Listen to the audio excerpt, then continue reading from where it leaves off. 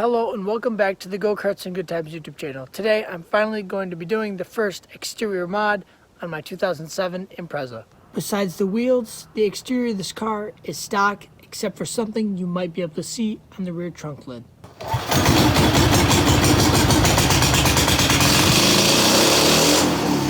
A little bit weird having the modification already done at the introduction of the video, but that's because these clips were filmed a couple weeks ago and I thought I was just going to throw them in at the end of some other video, but they ended up being enough for their own. Before people jump to the comments and say, why are you putting a WRX wing on a non-turbo car? If you know anything about Subarus, you know a bunch of the RS cars came with wings, and I've been looking for a silver one to put on my car with no luck. This being said, the wing that I got was too good of a deal not to pass up on, and even if I didn't put it on the car, it could have been flipped for a decent profit. Not that I'd want to do that sort of thing anyway, and it is my car. I think it looks good, so hopefully you'll enjoy it too. This is a short video and a little bit of a weird one, but here are those clips. Recently, I've been picking up a handful of different parts just while I'm out somewhere or when I see them pop up on Facebook and have them sitting to be used. One of those parts is this, quite frankly, pretty mint 2007 Subaru WRX wing. I always wanted to find a silver RS wing that would fit on the car better without putting WRX parts on the non-WRX, but this is very similar and it'll still look great on the car. Obviously the black doesn't match my paint color, but enough of the trim and other parts of the car are black so that it really won't look bad. Especially if I end up getting one of those little window spoilers or a front lip, it should really blend in pretty well. As you see, I do have painter's tape out because I want to lace them down in the trunk so I can match up the holes and get them marked so I can drill them in the exact place I want. This will make test fitting easy without scratching up the paint, and it'll allow me to easily mark where I need to drill. What I'll end up doing is matching the contour of the bottom where it mounts and getting the holes marked up where I want it to sit on the trunk. As you can see here, I have some tape outlines and some rough marks of where it should sit. Side to side is easy because you just get it centered. You can take the distance between the studs on the wing and subtract that from the total width of the trunk over 2 to get the spacing on either side that you need. The front and back position is a little bit harder to get because I'll either have to find a number online or look at pictures. I'm having the guy who sold it to me send me some closer pictures of where his sits so I can get a better idea of where the holes need to be. I forgot to mention that there are holes on the bottom of the trunk for lining up where the new holes need to be drilled in the top of the trunk, and these are a pretty good reference, but they're so big that it's hard to pinpoint a spot. Obviously I could just drill in the middle of them, but I want to make sure that's matched up with the one up top. With more exact measurements for the top, I'm going to start with a really tiny drill bit, and if it's off, I can move it slightly over because the final diameter of the hole will be much larger than the one I start with. If I find out the exact middle of the bottom access port matches where I need to be on top, I'll probably end up going to all these holes and, like I said, starting with a tiny drill bit and try and get as close to center as possible and then work my way from there. Starting with these two holes, you can see I'm pretty close to center, and if you go look on top, they're not actually too far off of where I've roughly marked out with the Sharpie. In both cases, this makes sense because my actual width marker is in line with the top of the dash, not the line I drew across.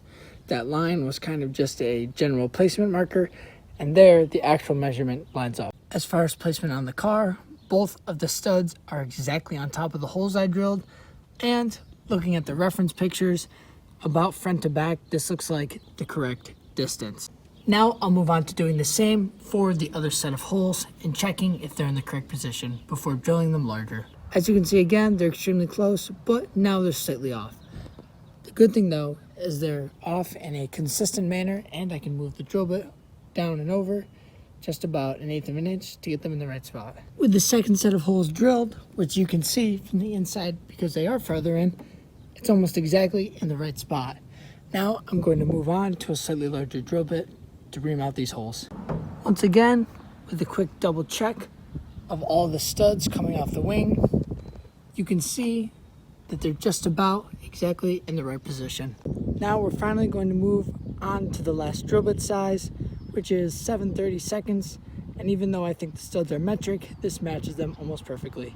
I have to be honest, I did go one size up because the holes were slightly off, but I think it's close enough, and considering this trunk wasn't in great shape anyway, and the holes are already drilled, so there's no going back now. I think it looks fine.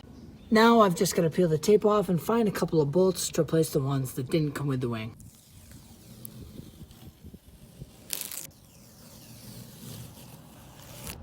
These holes look pretty clean without the tape on, and now the last thing I actually have to do before mounting the wings is use a file to remove any burrs, and then spray some paint on a rag or paper towel and get that on any bare metal surfaces so rust doesn't creep up here. With the holes deburred, instead of putting some paint on a paper towel and wiping it on the bare surfaces, I elected to tape the top with some leftover masking tape, and I'm going to rub it on the bottom. This is so that I don't get any on the silver paint, which could have happened with a rag if I wasn't careful.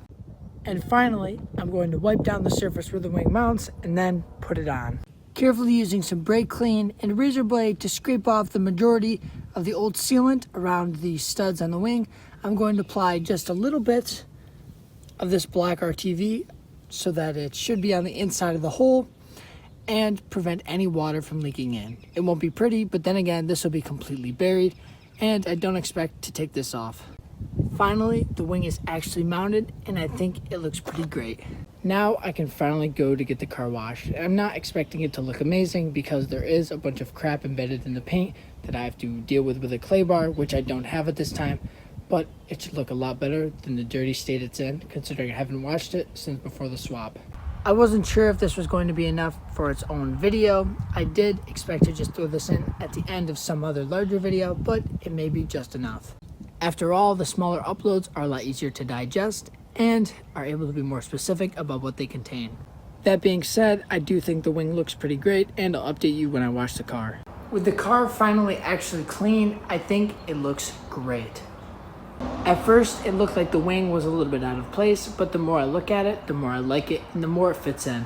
Obviously, it is a little bit strange for an otherwise stock body car besides the wheels, but if I do any other exterior mods, it should start to look more and more at home, and the car should look just better and better. That's just about where I'm going to leave this and head home. I'm finally here a couple weeks later to close out the video, and you may recognize the background because this is the same spot that I introduced this video, closed this one, and closed out the axle and wheel bearing installment video. While I didn't get a ton accomplished, I hope you enjoyed it and thought it was as cool as I did, and hopefully you'll stick around to see future modifications that I turn out to do on the car. If you did, I'd appreciate it if you liked, commented, or even subscribed to the channel. And I really do want to work on getting more consistent uploads as I do things with this car or other projects. But for now, this is me signing off.